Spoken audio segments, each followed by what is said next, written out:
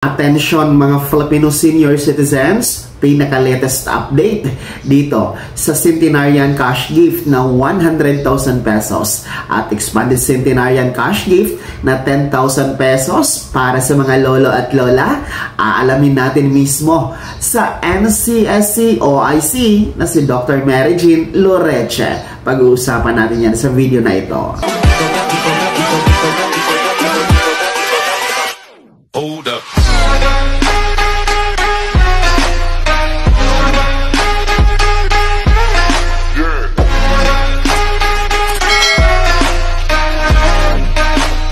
Hello mga ka-vlogs! Welcome dito sa aking YouTube channel. Magandang araw po sa lahat ng mga manonood. Saan po kayong dako sa mundo? Kumusta kayo mga ka-vlogs?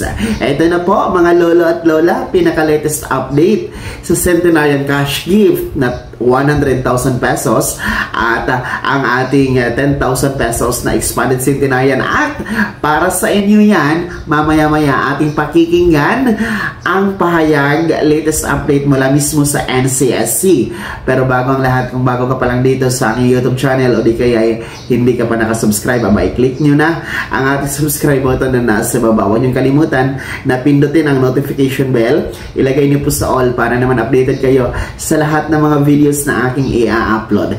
So ito na, makinig mga lola at lola. Pakikinggan po natin si Dr. Mary Jean Loreche, ang officer chairman or officer in charge ng NCSC sa ngayon. Hinggil po ito sa pinaka-latest update dito sa nangyayari po sa Centenarian Cash Gift na 100,000 pesos at expanded Centenarian Cash Gift na 10,000 pesos. Makinig mabuti dahil lahat ng impormasyon na inyong gustong malalaman hinggil sa mga cash gift na yan, narito ating panonorin. Alam niyo po, nasa kahabaan ng panahon, yung batas na yan, na pag ikaw ay dumating ng 100 taon at ikaw ay bibigyan ng 100,000 pesos na bigay ng ating national government sa iyo, yan ay hinahawakan ng ating kaibigan sa DSWD.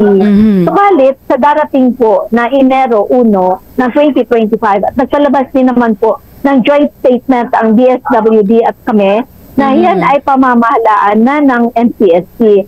Hiwalay pa yan sa tinatawag natin yung bagong batas, Mary Rose, yung Expanded Centenarian Cash Gift, wherein pag dumating ikaw sa milestone age ng 80, 85, 90 at 95, tatanggap ikaw ng 10,000. Ano naman po yung itong tinatawag nating Expanded Centenarians Act? Ito po yung bagong batas na nalagdaan nitong February at naging batas siya ng March 17, 2024 na nagsasaad yung batas na kung ikaw ay Pilipino, nasa Pilipinas naman o sa labas, ikaw man ay may trabaho o wala, mayroon man ikaw tinatanggap na pensyon o wala. Ang mahalaga, umabot ka sa edad na 80, 85, 90, 95. We call them the milestone ages. You receive 10,000 pesos cash gift from the government. Ano po ba yung mga dapat nilang kailanganin para naman mapabilang po sila dito? Ang tinatawag natin dyan, kasi itong milestone ages na to for the Expanded Centenarian, kailangan ka mag-apply, Mary Rose. Hindi siya ibig sabihin na ikaw ay dumating sa ganitong edad, ay ibibigay sa iyo yon. So much unlike the Centenarian. Ang Centenarian, may listahan tayo kung sino yung magwa-100. At yan, ay kinukuha natin yung datos niyan. Base din naman sa local government unit or sa OSCA natin at sa social welfare. So, alam na natin na siya ay papasok na ng 100 o kaya siya ay 100 na. So, we expect na we have to do the necessary groundwork, verification and validation na lang. Na totoong siya ay 100 years old or lagpas. So, ibibigay sa kanya yan. For the milestone, the difference there is you have to apply for it. Hindi siya ibig sabihin na nag-milestone sa 80, 85, 1995, ibibigay sa'yo yun. Hindi. Kailangan i-apply mo yan. Saan mo ay a-apply? Meron tayong mga forms na sa website natin sa NCSC. At saka pangalawa, meron tayong ibibigay na mga forms for application doon sa ating mga LGUs, sa mga OSCA at sa ating Social Welfare Development Offices. Ibig sabihin kasi kasama nakasaad sa batas na yan sa Expanded Centenarian, ang Elderly Data Management System ibinigay din kay NCSC. Ibig sabihin, kailangan kami ang mga siwa sa lahat ng datos na angkop para sa nakakatanda. Kaya pag ikaw ay nag-apply para dyan sa ating expanded, kailangan maipasok namin kayo doon sa elderly data management system. Una. Pangalawa, meron tayong ongoing na online registration na pinamamahalaan ng NCSC. Kung ikaw din ay naka-register doon, meron din ikang number at may data din ikaw doon. Ang gagawin din naman natin, ating i-validate at ating itutugma yung iyong nasa online registration at kung ano yung application na i-apply mo galing sa LGU na ipapasa sa atin. Na bakit po ba mahalaga na mabigyan po natin ng karangalan yung ating mga minamahal na mga may edad na, yung mga senior citizen, lalong-lalo na kung sakaling makatungtong sila sa edad na 100 years old and above? Alam mo, Mary Rose, ang kultura ng Pilipino ay mapagmahal sa mga nakakatanda. Kahit ikaw, kahit ako, di ba? Although ako senior na ako, no? Pero kung titingnan natin tayo, lumaki tayo, no, sa kultura na kailangang mahalin ang mga nakakatanda. Dahil sila naman ang nagbigay buhay sa atin. Sila naman din ang nagturo sa atin ng ating mga, you know, the values that we have right now, and including where we are already. So it is just a very small thank you for all their sacrifices and for being part of who we are. Dito po sa ating Centenarian Act, ano po ba yung mga benepisyo, ma'am, o yung mga privileges na maaring matanggap ng ating mga kababayan? So, para dun sa expanded centenarian, a one-time cash gift when you reach the milestone. So, kunyari, umabot ka ng 80, umabot ka pa din ng 85 after 5 years. So, makakatanggap ka pa din. So, it's not a one-time event na hanggang 80 lang. So, it's really reaching those milestone ages. So, there's a cash gift of 10,000. And of course, you know, karangalan na rin natin yan na umabot tayo ng ganyan kalaki ng ating pang-edad natin. No? So, that's longevity by itself. But we are really promoting Mary Rose sa NCSC, not just, you know, reaching these ages, but we really want them to have quality, healthy aging practices.